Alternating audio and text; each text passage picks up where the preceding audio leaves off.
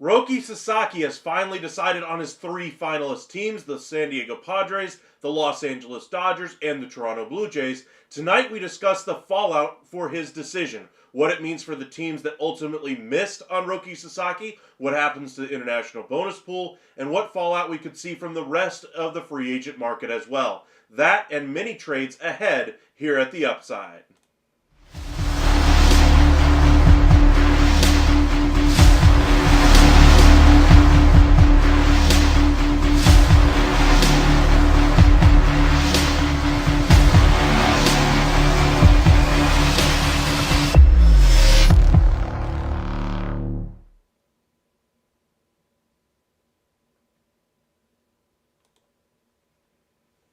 And welcome into MLB Hot Stove Daily here at the Upside Sports Network. My name is Michael. Appreciate you guys joining us late on a Tuesday evening. My apologies for the late start tonight. Unfortunately, work was a little bit demanding. Appreciate all of you guys joining us. But yes, Roki Sasaki has finally made it known where he ultimately wants to play, or at least where he doesn't want to play. We're down to about 3 teams still in the running. Of course, maybe a dark horse jumps into this one, but I seriously doubt it. I think he will end up with one of the Dodgers, Padres, or Blue Jays. I saw a bunch of false reports out there stating that the Dodgers had already won the bidding.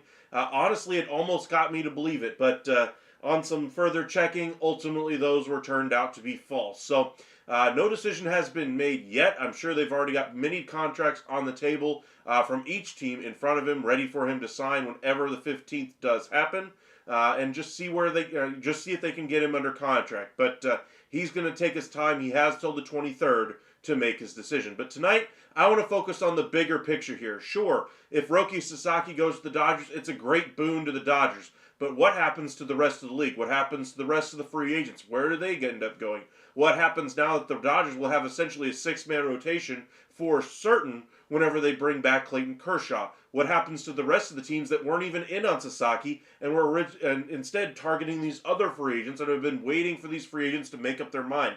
Does the decision by Sasaki ultimately spur some activity? And we'll get into a bunch of different trade ideas as well. But let's kind of welcome in everybody. Welcome in VPC ZX. Appreciate you joining us. Yes, you are first once again. Holly, welcome back. Mark, Demon D, Beach City, Cowboys Nation, Cruise Control News. Appreciate you joining us all tonight. What's good tonight? Nothing much. Good seeing you guys as well. Cobra, welcome back. As a Padres fan, I think he's a Dodger. He has his second meeting with them today. I'm kind of believing that as well. I think the Dodgers are the team that's going to get him. They were the favorite from the beginning of this thing. They've never really wavered from that spot as much as other fan bases really tried to hold a candle to it. And I think the Dodgers are going to get them. Now you look at the way that rotation really stacks up when healthy. You have Yamamoto, Glasnow, Ohtani, Snell. Now you're going to have Sasaki if you get that one done. You're going to have Clayton Kershaw. Then waiting in the wings, you have Dustin May and Tony Gonsolin and whoever else they may want to bring in there. But that rotation looks a lot deeper than it has been over the last couple of years. They've had some injury issues, of course, and still a big caveat there is the injury issue that they've been dealing with the last couple of years. But this has got to be one of the best rotations we've ever seen compiled in Major League Baseball, not just this year, not just in the last 5 years, but possibly in Major League Baseball history. You look at the number of aces that they have on this staff. Ohtani, when everything is going right, is an ace on his staff. When you look at Blake Snell, when he's going right, everything is an ace on his staff as well. So we'll see. Let's see here. Just saw Brian Hayes from the Pirates requested a trade. Third base Gold Glover. Yankees love to trade with the Pirates. I had not seen that one yet. If you could tell us where that one was coming from, Cruz, I'd love to check that one out ourselves. Head over to X and just see if anything is on there about it. I'm sure other reports would have that one. But I did not see that one. I did see we got some news on the international bonus pool front. A $2 million bonus going to the number 6 prospect in this year's class. And another $2 million to number 19 in this class for the Seattle Mariners, locking up 2 top prospects there. Sasaki to the Dodgers, I think that one is going to happen. Cobra, imagine if they wanted to trade for Cease also. Well, I think the Yankees are going to have their toes in a lot of different conversations. I think that's the bigger picture here. Yankees are always going to be the Yankees. They're going to be subject to a lot of different trade rumors out there. Should water down the league. Just I don't know about that. The league, to me, isn't necessarily watered down. I think there's a lot of good talent on a bunch of teams out there. Now, there is always going to be a favorite. The bigger market teams are always going to get the superstars in free agency. That's just how it works. But every now and again, we'll see some news about. We'll see a team really kind of climb up and surprise us. Where the Diamondbacks did that a couple of years ago, facing the Rangers in the World Series. Ultimately, did not win it. We saw the Rockies get there in one year. We saw smaller market clubs continually get far into the postseason. But it's not like, in general, the smaller market teams are just completely at a disadvantage from top to bottom. Yes, they can't sign the top flight free agents, but you still have to be able to draft and develop. Getting that part of your organization down is the one way to get out of that organizational hell, and just have a good team again by building through the draft, building through low levels of free agency, signing those low-cost, high-value contracts, making solid trade decisions, doing what the Houston Astros did, taking an asset in Kyle Tucker and transforming him into your number 1 prospect in your system and a major league piece on your roster that fills a hole left by an all-star caliber third baseman in Alex Bregman. You got the news from MLB Scoops. Okay, Cruz, all right. It's getting bad, brother. I don't know about the watering down of the league is getting bad. Honestly, we're going to see even more expansion here in the next couple of years. If you're worried about watering down now, I'd hate to see what you think it's going to be once we have a Nashville team, once we have a Montreal team, etc., etc., etc. But the one thing I wanted to get to first here is what happens here with Roki Sasaki after he signs. Well, let's look at what the Dodgers do. They would immediately have probably the best rotation on the National League side when they're healthy. They would have still a need in that bullpen, so the next domino for them would be probably Tanner Scott. His market, though, is really high right now. I'm wondering if they're just hoping his number comes down the closer they get to spring training, is why he has not signed yet. And honestly, the reliever market in general really has not moved like it has in years past. That's the one side of the ball, or that's the one market that's really not acted normally this year. The rest of the market's done fairly normal things. They've gotten the big guys off the already signed, and they got several guys that have already made deals as well on the lower end of free agency. But there's still some good talent left. But the reliever market is relatively intact. There's only been 7 or 8 relievers already signed via free agency. There's roughly 50 of them entering free agencies. Plenty of top guys are still available. Arguably the number 1, 2, and 3 top relievers, Tanner Scott, Kirby Yates, and Estevez are all still available there. Hoffman did get signed anyway. Clay Holmes did get signed, but those guys are going to be either used as a starter or in a bullpen if things don't work out, depending on which report you believe. But that would be the next step for the Los Angeles Dodgers here in free agency, is to address the needs in their bullpen. Now, if Sasaki goes to the Dodgers, what does that mean for the rest of the teams that miss on him? Say the Padres, miss on bringing him in? Well, they already have a pretty good rotation. They do have a couple of starters heading towards free agency, though. I think this would make the need for them to trade Dylan Cease and bring back controllable pitching even more paramount, or trade Luis Arraez and bring back controllable pitching more paramount as well. The Padres have a little bit of a fiasco behind the scenes going on with a lawsuit, ownership fight, that kind of a thing. But they still have to field a competitive team. And A.J. Preller is a very good general manager. I have very strong faith in his ability to be able to handle his role, even with the off-the-field noise going on in the courtroom about the lawsuit. But, back to the point here, they would be the team I'm looking to make the most moves here over the next couple of weeks. Same thing with the Seattle Mariners. Mariners finally made their first addition via free agency, bringing in Donovan Solano. Today they make the trade to bring in Mastrobuoni from the Chicago Cubs, who was DFA'd by them earlier this week to make room on that roster for Colin Ray.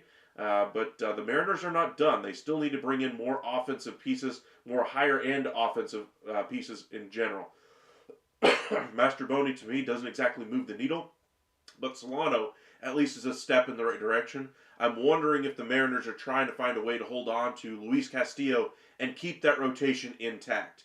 That's where I think that the Mariners are looking at right now, is trying to keep that rotation and still add maybe one more impact bat via free agency. Maybe bring back Justin Turner. That's a possibility as well. But I do like the signing for Solano. But the Padres, for me, are where things begin this offseason, or at least will finish up this offseason with the Padres there as we get closer to spring training. Luis Arraez, I think if they don't get a deal done with him before spring training, or at least come closer to a deal, I think we could really see some activity there on Luis Arraez. Same thing for Dylan Cease. Michael King, of course, is still going through the arbitration process. But now that you know what the number is for Dylan Cease, you can have an easier discussion for a trade as well. Aiden, welcome in. You think the Yankees trade for Ke'Bryan Hayes? We can actually do that one here. Let's go ahead and check that one out. Go ahead and pull up our trade simulator.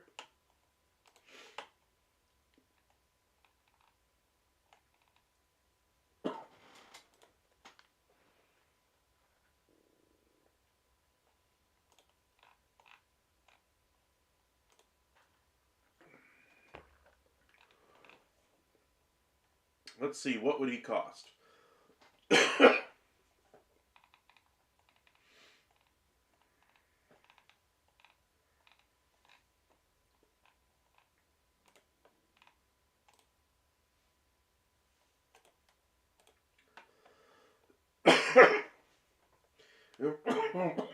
Pardon me. Signed for 6 years. That's a pretty good deal. Only $43 million? That's a pretty good deal there if the Yankees were able to acquire him. Be a cheaper long-term answer there at third base. Now the question would be, could he handle the spotlights in New York? But even at $43 million, his contract is still underwater for what he would be worth on the field. So it wouldn't cost a whole lot for the Yankees to be able to acquire him. Honestly, I think a couple of pieces like in the 18-year-old range, or 18-year-old range around a 2 surplus might get it done there. An older starting pitching prospect, somebody they could use, would be another piece that they could use. Let's go ahead and do Arias. And just another pitching piece there. Moderate overpay. Not bad. But if I'm the Pirates, would I be looking to do a trade like this when I'm trying to keep offense right now? I probably would say no to this. I would want offense back that would help my Major League roster. Is there anything that you could help the Pirates out of? Say a bad contract or anything like that? I doubt it. Kutch, they just signed him. They're not going to want to move him. IKF, they actually like his flexibility. I don't see them moving him. Ke'Bryan Hayes requested a trade, though? I just don't think it makes a lot of sense for them to move him, even if he is disgruntled. Remember, they had a trade request from Brian Reynolds a couple of years ago. Ultimately, they decided to hold on to him. That turned out to be the right decision. Did he ever play like the player that we thought he was earlier in his career? Probably not. But he was still a long-term answer for the Pirates for them, with Brian Reynolds anyway. Cowboys Nation, I hope Elias doesn't trade for Cease. No point in one another. or in another 1-year rental. He's a Boris guy, so he's not extending. I'll agree with you there as far as the extending part there. I would hope they'd be able to get a long-term answer there. Um, Cruise Control International Money moves 3 players to be signed. Number 15 pick from Dominican. Flurry of signings and moves tomorrow. Absolutely, there will be tons of moves tomorrow. I think we'll get some, here as soon as the midnight hour really hits. Honestly, I think that when that opening, bell really happens, I think is when we could get some activity, some smaller level trades, um, you know, pieces off of the back end of the 40-man roster to clear off some roster flexibility. Trade one of those guys and see if you can get some bonus pool money back. And I'm not just talking about teams that are interested in Roki, but teams that are just trying to build up for their ability to bring in more international talent as well. Aged out free agent or aged out players who don't have don't have a guaranteed spot on your roster. Getting some roster flexibility by trading them and bringing in bonus pool money is one way to do it. Padres would be silly to trade him with his ceiling and control. I would agree, but I just don't see a reason why the Padres would do this trade. One, because of how low that contract is. Two, the ceiling that you mentioned. And three, what the return would even be for him. I mean, his value, negative 2.7, you're not exactly getting a top 5 prospect out of somebody's system. I would doubt you'd even get a top 20 guy out of somebody's system, given where this contract is currently valued at. So I would agree. It just doesn't make sense if the Pirates were to try to trade him. I think this could be a prolonged, if this is a real trade demand, I think it would be a prolonged one that would ultimately result in him staying with the Pittsburgh Pirates. Aiden, I see Santander going to the Jays, Alonso back to the Mets, and Bregman to the Red Sox. I agree, and I agree. I actually like all 3 of those. The Mets and Alonso, that just, easy peasy. I think that one's going to happen at this point. Bregman and the Red Sox, I keep hearing more and more rumors about, hey, which one's going to blink first in their staring contest over the money. And ultimately, it's going to come down to whether or not Craig Breslow really wants to give that contract to Alex Bregman. He's been the one guy in that room that's been really against it, mainly because they didn't want to spend at the top levels of free agency because of how poorly it has gone the last couple of deals that they've tried to do. Chris Sale has been mentioned as one of the poor deals that they've signed.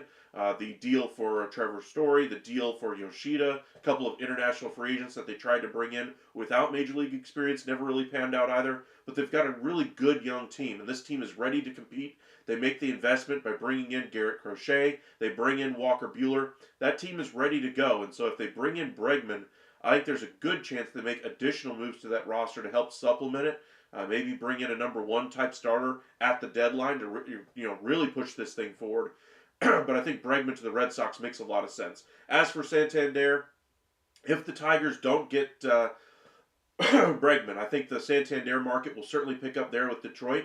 But their hesitation is still about the bad contracts of years past, with Jordan Zimmerman, Javi Baez, Miggy Cabrera, all turning out bad in the back half of those deals or the entirety of those deals, depending on which player you're pointing at here. But Santander, I think, would be a good, solid addition to this team. I think there would be a role for him in that ball club. I'm curious to see what their decision would be, though, as far as, do they try to push that money towards Bregman and try to get him in? And if they don't get Bregman, do they just fold up shop and try to bring in Yoan Moncada, who has been mentioned with the Detroit Tigers? Or does he go to the Toronto Blue Jays if they're able to bring in Vlad Guerrero Jr. or not? I think the money is probably best from the Blue Jays, but we'll see where he goes. What power bats are available for the Giants in trade? As far as power bats, there's going to be a few as we get closer to the end of spring training. You'll see some roster activity, non-roster invitees that are going to be traded right before the beginning of the season if they are unable to make the roster. I think you'll see some activity around that time frame there, but no big power bats are going to be traded at this time. I would say the biggest bat you could hope for is going to be in free agency when you go after Vlad Guerrero Jr. VPC ZX, thank you for the super chat. Really appreciate that. What about Yoan Moncada? Your question that you had posted anyway. As far as Moncada goes, I think his market is pretty vast right now. You look at the Chicago White Sox who just had him. They aren't necessarily looking to re-up there. Chicago Cubs possibly could use him as a Paredes fill-in there. The Los Angeles Angels are looking at him as a replacement for Anthony Rendon, over there at third base. Moncada has also had his name mentioned with the New York Mets over the last couple of days. I heard him with what was the other team I heard him with? The Minnesota Twins were looking at him. There's several teams in on his market there. Detroit I just mentioned as well. He's kind of the fallback option for a lot of these teams. I think he's a little bit higher upside player than Polanco at this point in his career, a player I would rather have. But you can trust the floor of a Polanco a little bit better. But Moncada, that upside there, if you can just tap into it a little bit more, you could really have something a little bit better than at least Polanco on your roster. So hopefully that answers your question. If you have any follow-ups, please feel free to send them.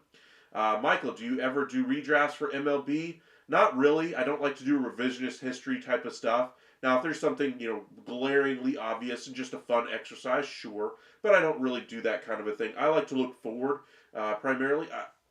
Occasionally I'll look backward just to see what the track record is of a team, how they handle a certain situation. For instance, if they're coming up to the trade deadline and their entire pitching staff is out due to injury, what's their track record say? Do they say, hey, this is not our year, injuries are too insurmountable for us to overcome? Or does the GM push the pedal down and say, hey, even with the injuries, we have this much success, we owe it to our team, the fans, etc., to try to continue to win? What's the track record there? That's how I really utilize the past in Major League Baseball. I don't really look at, say, 3, 4, 5, 6, 7, 8 years ago stats. I try to keep it within the last 2 or 3, primarily because that's where performance you're going to be getting. For instance, Jacob deGrom is a great starting pitcher, one of the greatest we've ever seen, and in all likelihood could very well be the greatest starting pitcher again in Major League Baseball. But what have we seen from him? We've seen him be on the injured list. We've seen him throw, rehab starts. We've seen him throw a few innings at the major league level, but he's no longer the number one pitcher in the game. Could he get back to being that? Sure. But based on his track record of the last couple of years, we can't really count on it. Meanwhile, on the opposite end of the spectrum, Juan Soto really elevated his status, pushed the envelope, saw his time with the Washington Nationals and said, hey, I'm not signing that lowball contract you're offering me because I know my worth. And so he took it and was traded to the Padres, didn't work out there, was traded to the Yankees, worked out a little bit better. They made it to the World Series, obviously, but ultimately he decides to go to the Mets and realized what his value was going to be. That'd be one case of looking back at a player's last couple of years, seeing that offensive production, especially in a contract year, really kind of rise through, and especially in the postseason, really rising to the occasion. He should be worth every penny of that contract, especially for the first 6, 7 years of that deal. The back half of that deal is where it's going to get a little onerous, but we'll see how far or see how long he stays in his prime or not. Moncada, if he stays healthy, yes, I'd rather have him versus Polanco. Aiden, where do you see the rest of the bullpen market going? Good question, Aiden. First, we'll start with Tanner Scott. If I had to guess right now, I'd say he goes to the Dodgers. If he doesn't go to the Dodgers, one of the 2 New York teams, Mets or Yankees. Kirby Yates would be the next guy on that relief market. I think the Rangers are still the favorite there. I think they have the money to be able to get it done. But the Cubs, Tigers, Diamondbacks, and others are circling. As far as trade targets go, I think Luis Castillo could end up staying with the Mariners at this point. Even though I think that it'd be wiser for them to trade him, increase their flexibility financially, bring in another bat or 2 via trade because you're offloading the money from Castillo.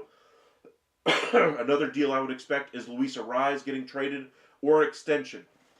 But I think an extension there with the Padres is highly unlikely. They seem very far apart in contract discussions.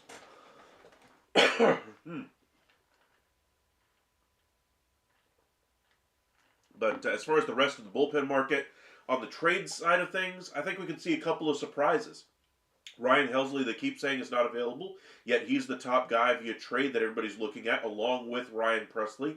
Sounds like the Astros are looking to free up a little bit of money to add an outfielder. That'd be one way that they could do it. They already have Josh Hader, but it sounds like they aren't really urgently looking to bring in an outfielder or get below the luxury tax threshold because they think they can do that at the deadline. So we'll see if they can get that job done. But as it stands right now, they would pay the luxury tax by about $3 million.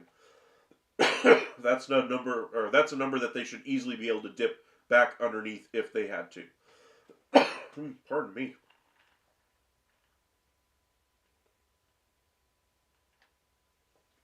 But as far as like a surprise off the board name that you're not looking for as far as a trade there, Aiden, I would look to Duran from the Twins as one guy I would be interested in trying to acquire.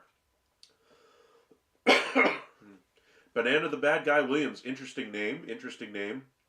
Do you think Brian Haynes could go to Seattle? Honestly, I don't think he gets traded. Period. I just don't think there's I think there's going to be teams interested in him. I just don't see the impetus for the for the Pirates to offload that contract. I mean, they're looking to add offense, not subtract, and he doesn't exactly pose great value on the market. That contract is really what you're hoping for. Let's see here. Anthony, multiple reports from MLB trade rumors, not within the last few weeks, but the last month, are still persistent. Even with his injury, Red Sox are still looking to make a big-time trade for Sandy. Yes, I'm sure they're still trying to make all kinds of additions to this roster, and the controllability of Alcantara would be something that would be attractive to Craig Breslow, the GM there with the Boston Red Sox. But right now, they've already made, four? Pardon me. 3 additions to that starting staff.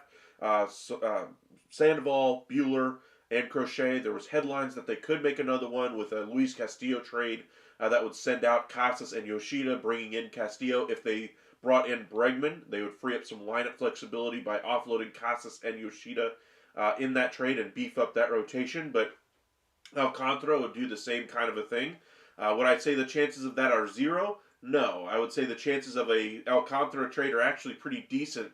The closer we get to the trade deadline, Andy stays healthy and gets back to being the player we expect him to be. But before the season, I say that's very unlikely. I think they're going to try to build this one up a little bit. This offseason specifically, again, I don't think it's going to happen. I think it's going to be something they're going to try to build up his value a little bit and try to get him back on the field healthy. Innings catching up to Sandy. I mean, they did catch up to him. That's why part of the reason why I think he had the injury. But he missed all of last year, of course, due to recovery for his injury. This will be kind of a what do you call it? A red shirt year where he's going to be handled with kid gloves. And next year, after 25, is when you're really going to get back to seeing the old Sandy Alcantara. Can the Phillies afford Tanner Scott? No, they can't. They are really strict on their budget right now. They basically spent their entire wad on Kepler and the trade for Luis Luzardo. Jesus Luzardo, not Luis Luzardo. But, I thought they were going to be the team that could shake things up this winter, and ultimately they're not going to do so. Their shakeup's going to have to come from internal options, like Trey Turner finally being the bat that we expect him to be.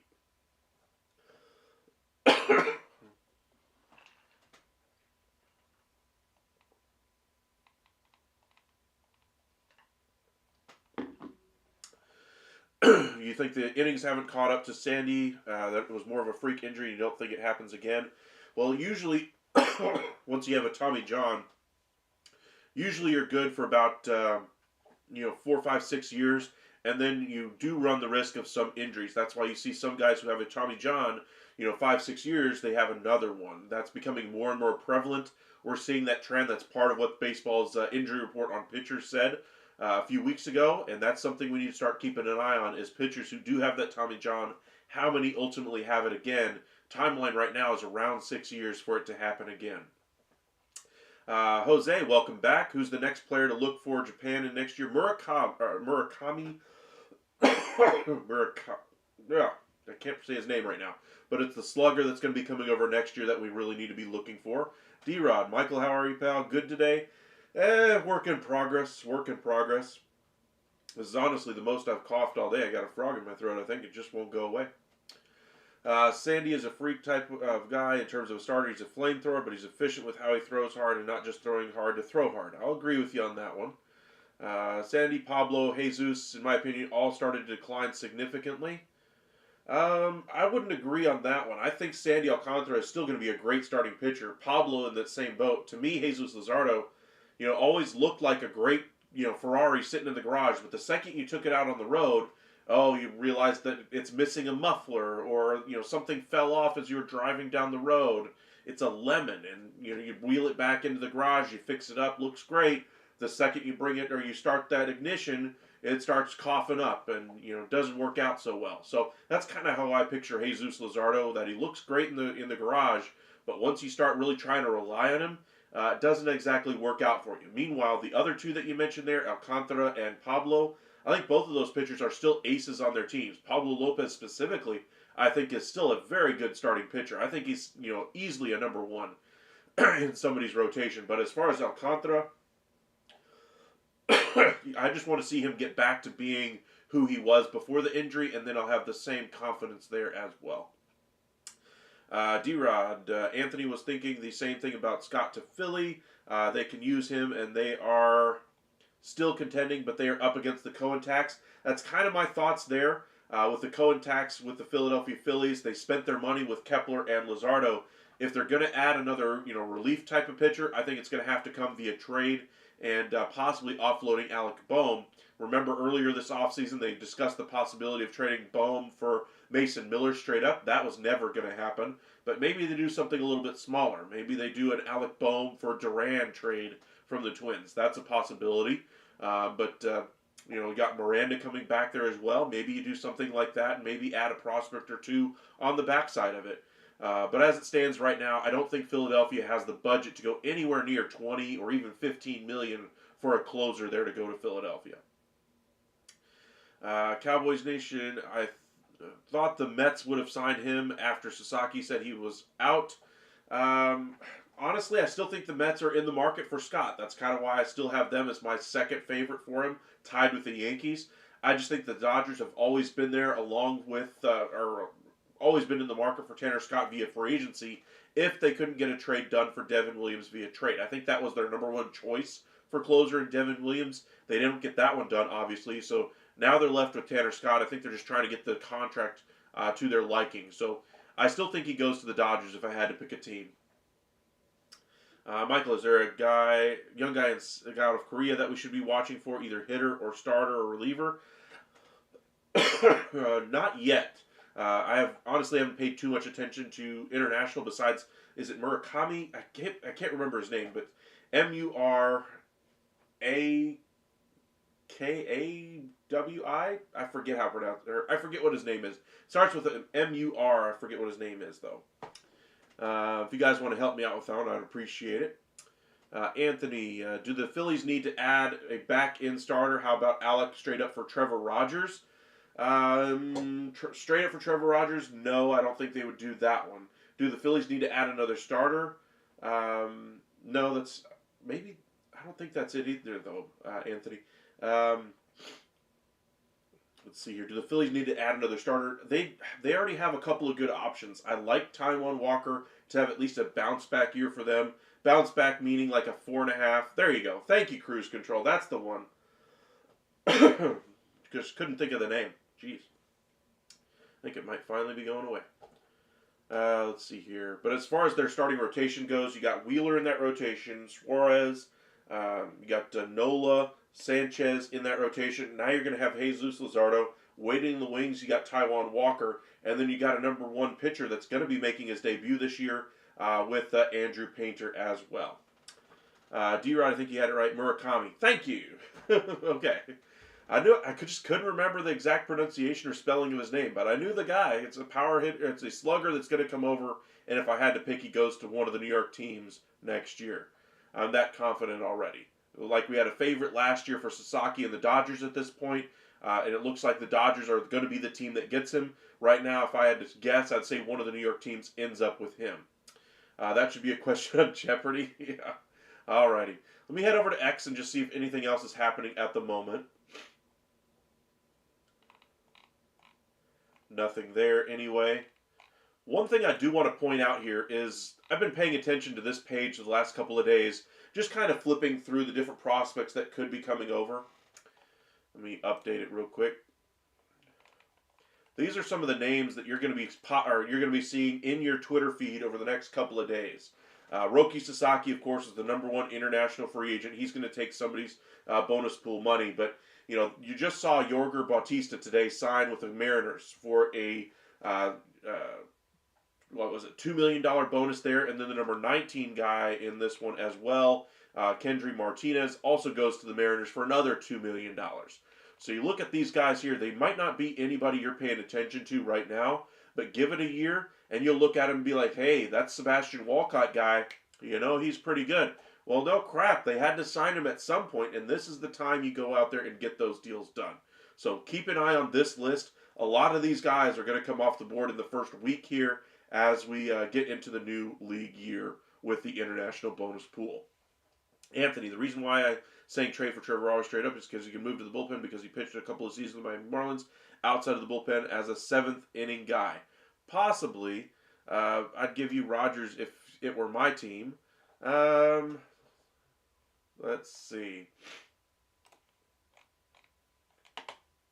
Just to kind of, I want to clear this trade real quick. Just to kind of finish the discussion on the Phillies with Alec Bohm. The reason why I would be hesitant to trade him, because look at his value. About a 25 value, only 2 years left. I don't think they're going to be able to, I take that back. In a couple of years, they'll have the money to be able to sign him long term.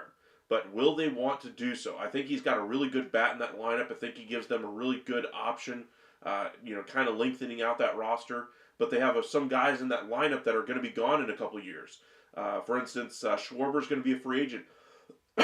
Marsh has got 3 years left on his deal. Suarez in the rotation has got a year left. As far as the other players, position players anyway, let's look at the negative value for just a second here. If it will load, there it goes. Trey Turner, Nick Castellanos, JT Realmuto's going to be hitting free agency in a year as well, and his production's starting to slow just a little bit.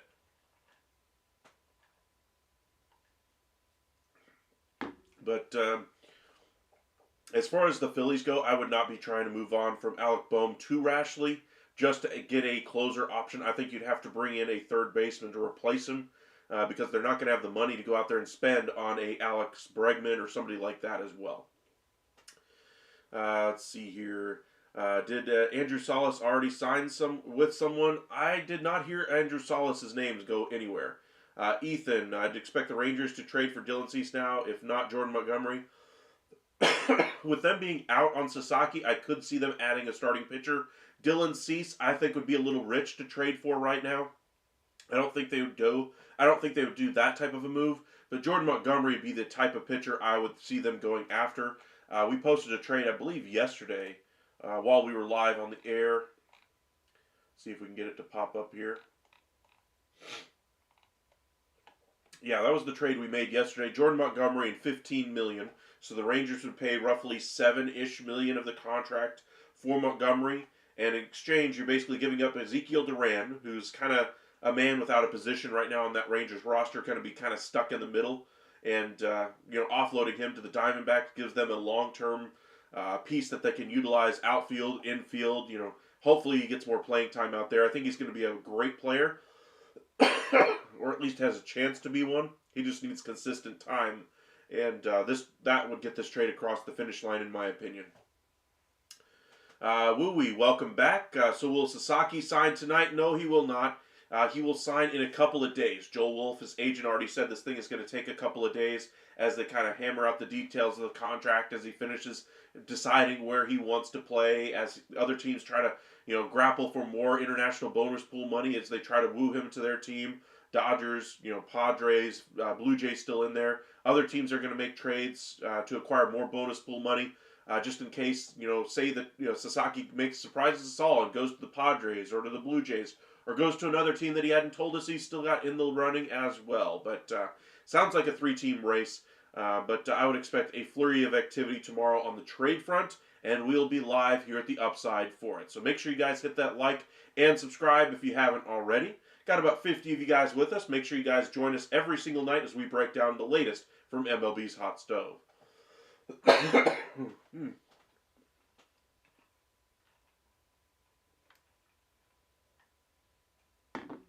Lord. Could you do a Dylan Cease to Texas trade just to see the cost? Absolutely. Just so you guys can see just how prohibitive a trade like this would be. Padres and Rangers.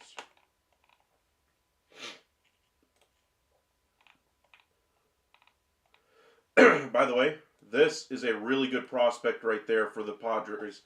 They got one really good one coming up. He is tearing up high A ball out there in the California League. He has superstar written all over him. So expect him to be, really high on prospects list at the end of the year. Possibly even in the top 10. Maybe even top 5. He is that good. Just shot out of a cannon in his first real exposure to Major League Baseball. But let's get back to the discussion here. Dylan Cease, you say. So there's 33. There's the value. That's how strong his market is for only 1 year. If the Rangers were to get him, if he leaves in free agency after 1 year, that's all you get him for. So you're talking 33. What would the Rangers have to give up? Well, you're talking Sebastian Walcott, your number 1 prospect. You comfortable with that? No, I'm not. Maybe you decide, hey, we'd rather go with Rosario, who really rose out of nowhere, and maybe capitalize on his trade value right now. Possibly. Let's go ahead and throw him in there because you got to have something that gets up to 33 eventually to make it worth it. So there's 1. You probably have to trade Josh Smith to fill in the void of Luis Arraez in that deal. So there's 2. So there's 2 different pieces. That gets you to 30. I'm already a little bit leery about this trade already. Let's go ahead and add another piece in there just to kind of finish this trade off. One player that I keep throwing in deals is Dylan Dreiling. His prospect status here about 7. I think that's a little bit high, honestly, for him. He did not play well last year. I think his value realistically is more around a 4. But something like this would get you close. And then you're looking at the money for it. Dylan Cease is making, $13 million this year? That would leave you, $7 million that you could then still add another reliever. Maybe you decide to expand this trade and try to bring in Jason Adam or a Suarez and a Arraez and really try to make it a mega type trade. But that would be kind of the baseline for your trade there. But let's get greedy and say the Rangers want to go after some major league pieces that kind of help out this roster a little bit.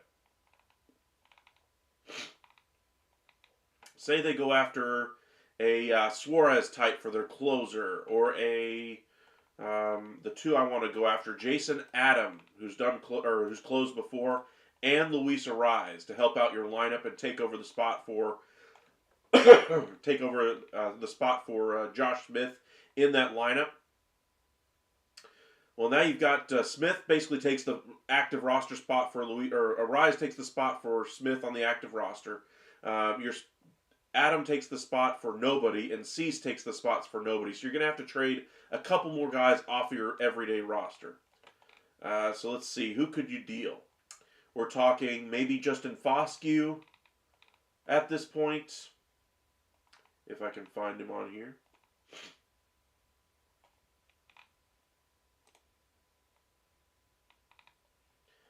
There he is. Player I really like, but just needs to get some major league traction somewhere. So there's one guy. Let's go ahead and add another one here. You're still $4 million under? Maybe one more piece off of the major league roster.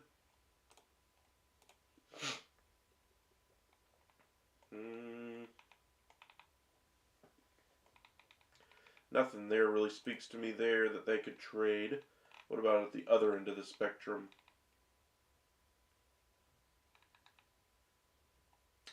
Duran makes some sense. Leody Taveras makes some sense. Because then you could go after Pilar in free agency. Taveras would take over the spot for Profar in the outfield. So there's a trade.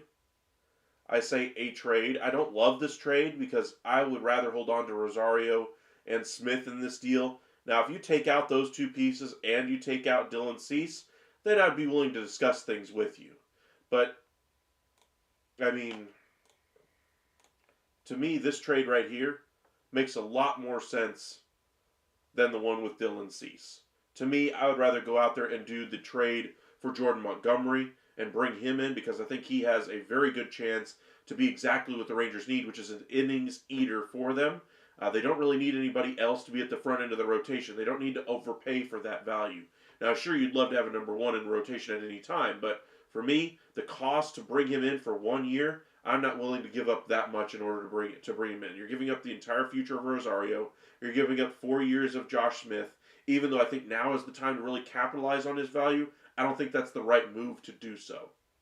But this trade would at least make a little bit more sense to me. Foscue doesn't really have a spot on this roster to me unless they move on from Smith or Duran. By bringing in a rise for for Foscue, I think that gives you some elevation there at first base, DH spot. Jason Adam immediately goes into your closer role, and now you saved a little bit of money to where now you have some powder dry. So at the deadline, if you have another injury in your starting staff, or if you say Vlad Guerrero Jr. hits the market, you can really push your chips to the middle and take on his deal and not have to get the Blue Jays to eat the money or another team that has another impact piece out there. But that would be the trade I would be trying to do. Now, is this a little bit of an overpay? Sure. Let's go ahead and take, say, Tavares comes out of this deal. Validate, post.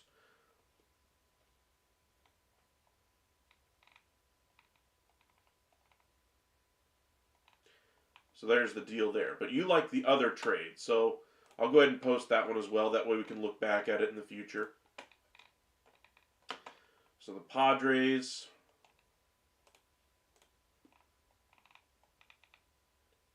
Rangers,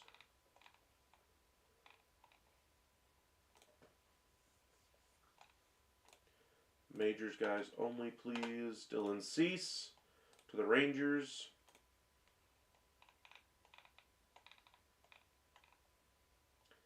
Adam to the Rangers. Arise. And then to the other side of the equation.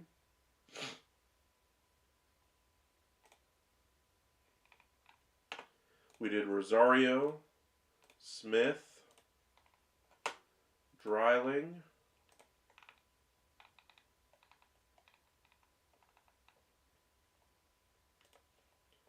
we did Tavares and Foscue.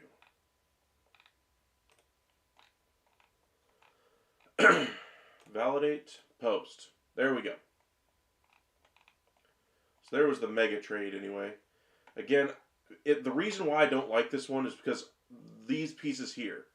I know that I'm still willing to trade Smith. I'm still willing to trade Alejandro Rosario. But for Dylan Cease, I don't think that's the right move. For instance, let me do another trade for you guys.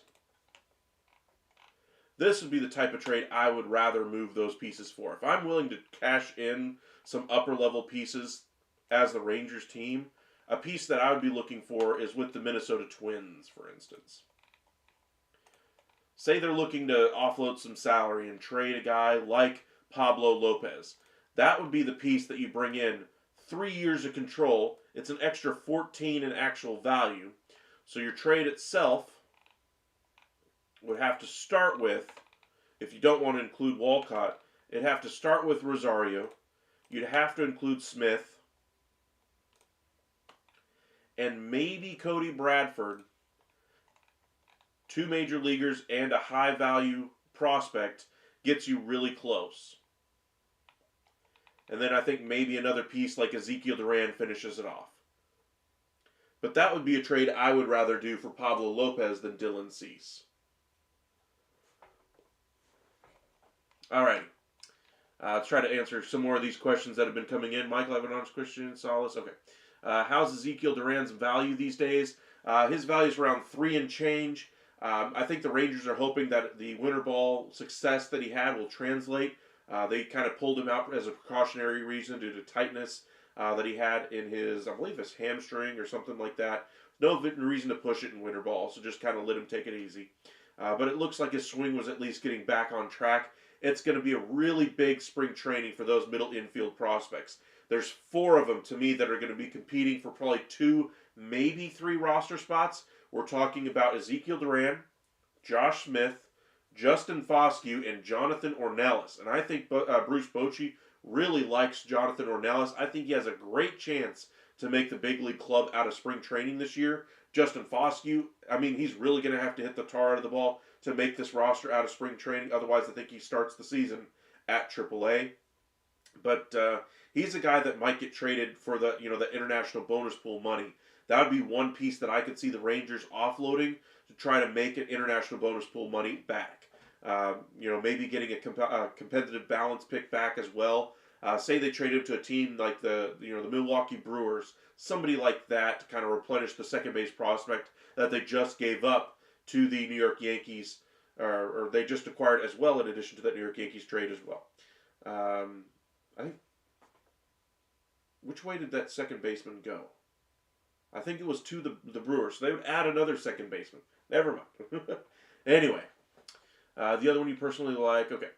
Anthony, with my Marlins having a history of trading players even after having one good season, can you do a trade for Xavier Jones to a team like the Yankees, Mets, who need a second baseman? Yes, we can. All right, so let's go ahead and do the Marlins. Clear the trade. Marlins. Let's go ahead and do the Yankees, just because they're the Yankees. All right, so 5 years of control for a second baseman. Dang. Okay. That's going to be steep. Let's see what we can do. For the Yankees, they're looking to build in the age bracket between 16 to 21-year-old prospects. So keep that in mind, Anthony, when we're building this trade. That's where we're going to have to first look to make their acquisitions. So guys like Spencer Jones, that ain't going to work. And to get up to 50, it gets really thin really fast. It's going to have to be a big quantity over quality package. You'd probably start with Lombard. You throw in Hampton as the older piece that you're getting back. Lalane goes in there, and we'll throw in another 18-year-old outfielder. That's 4 pieces. How close did we get? Nowhere close. All right. Let's go ahead and try the Mets in this one. See if they have better pieces that might make a trade here. Do I think this will happen? Probably not. But let's take a look and see what they can do. We'll start with the minors again. Remember, we're starting with 20 years old or so. So I don't really like the idea of them trading away Jet Williams or any of their other top prospects. But for 50 value, got to get there somehow. So Jet would probably have to be in this trade as far as the headliner of the deal. You'd probably have to include Rodriguez. I know they don't want to include him. Let's go ahead and put in Carson, and we'll throw in one more Barrow. How close did we get? 53, that would get it done. But again, if I'm the Mets, I would rather hold on to my prospects because right now, Xavier Edwards, as good as he is, I'm not sure how much he elevates the 2025 chances for the Mets to win. And you're giving up a long-term piece for the Mets. I think Xavier Edwards is a good piece, but how much does he elevate the club this year? Long-term, I think he's going to be great, but I think there's other opportunities out there as well. Ethan, Josh Smith would be the Padres version of Profar. Good fit. That's kind of my thoughts there as well. I like Leody Taveras to kind of take over in the outfield for them for 1 year, and then kind of go forward from there. Xavier Edwards is a decent defender, DRS at plus 26, second base and shortstop. Yeah, so he does derive a lot of that value as a defender. Welcome in Lucas. Welcome in Verlis. Cabrian Hayes has a bad back. I heard there was some trade demands as well, according to a couple of guys out there. But we'll see if those reports are actually valid or not. But he doesn't have a lot of value on the trade market if it is. I mean, his contract is very tradable at $43 million, controllable for 6 years. But his production on the field doesn't leave a lot of room there to be able to get decent value back. If you're the Pirates, you're not going to get offensive weapons back that you need, and you're not exactly looking to trade those pieces if he is indeed asking for a trade. So I think that if there is a real trade request there from Hayes, they hold on to him like they did Brian Reynolds. Aiden, can you do a trade of Donovan to the Yanks?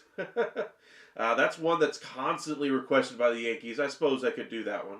Don't forget the highly touted prospect, Austin Judge. Yeah. All right, let's go ahead and clear this one. Let's do the trade that you mentioned there.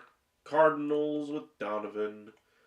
Yankees fans always seem to love this player, so we'll go ahead and satisfy their curiosity.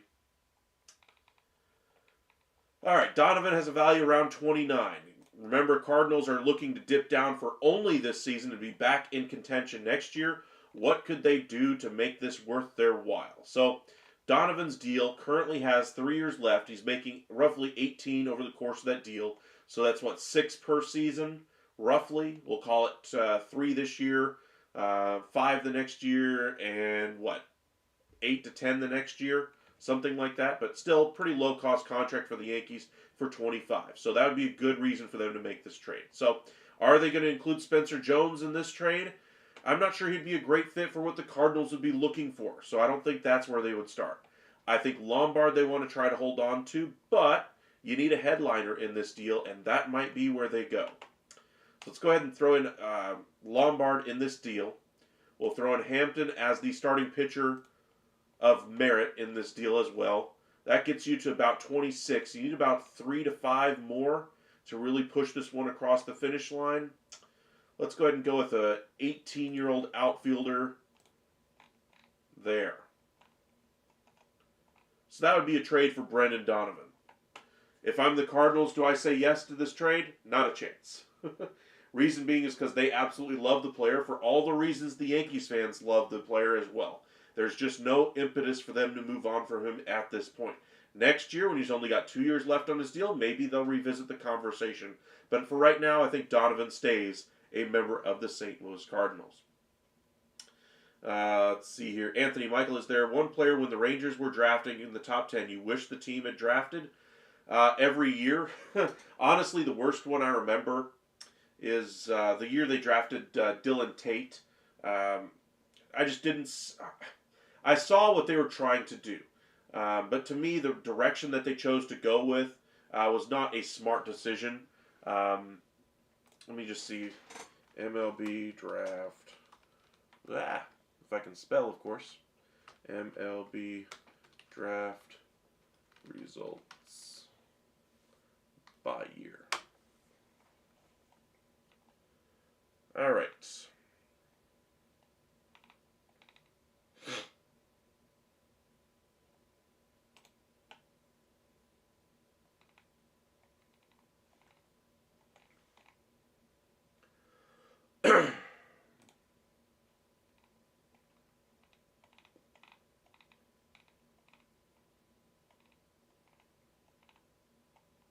I don't want first overall player. I want draft results. What was it, 2013 draft?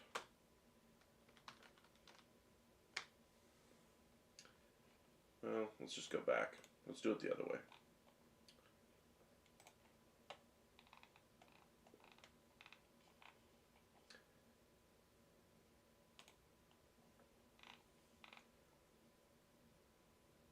No, it was...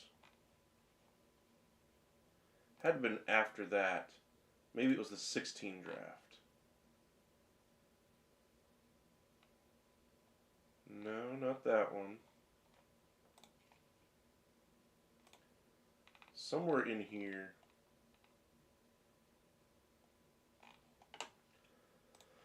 I don't think it was this early.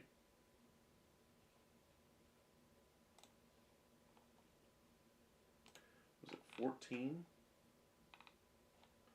Bouncing all over the place. What year was it that Dylan Tate, Alex Bregman... There it is. Okay. So this draft here was the one I didn't really care for when they drafted Dylan Tate number 4. The guys I was hoping for were all shortstops that all went before the Rangers were able to pick. And then I was like, well, if you're not going to get one of those guys, then take the best player available. At that time, I was torn between the two pitchers, Tyler J. and Dylan Tate, but neither one of them, to me, really lived up to what I was hoping they would be. Who's the one player I was thinking they should draft? Who went number 5 to the Houston Astros? That was my number 1 guy that I really did not like that they missed up on. They could still get him in free agency next year, I suppose, but to me, that was an easy one for me. They drafted need over talent. They drafted need over player. That was the one that really, upset me more than most as far as in a draft. You can look at this 2015 draft, how many good pieces that were in there. Even at the end of the round, the Dodgers were really lauded at the time for bringing in Walker Buehler because Buehler had the injury issue in college, and The Dodgers were seeing, oh, they're taking a risk. They like the medicals. They got to see this player and, really recognize some value that he has there. And the Dodgers, they're getting all kinds of praise for picking him. And correctly so. You just saw him sign a 1-year deal, $21.05 million with the Red Sox. Turns out that was a good pick. Mike Soroka turned out to be a great pick as well, but the Braves blew out his arm way too early. I remember John Harris in this draft. There's Cabrian Hayes you guys are mentioning today. It's kind of crazy to see where these names come from. Austin Riley, Tristan McKenzie. This one was a complete dud. Eric Jenkins, again, drafting speed over anything else when they were drafting single-tool athletes. Just a mistake there. I thought the speed was a nice thing, but that's literally the only thing he offered. He was hitting around 200 at the time, so even with that speed, he couldn't get on base enough. And to me, I didn't think that was a smart decision either. I thought, surely there's some other guys that they could have gone with. There's a couple of relievers right there.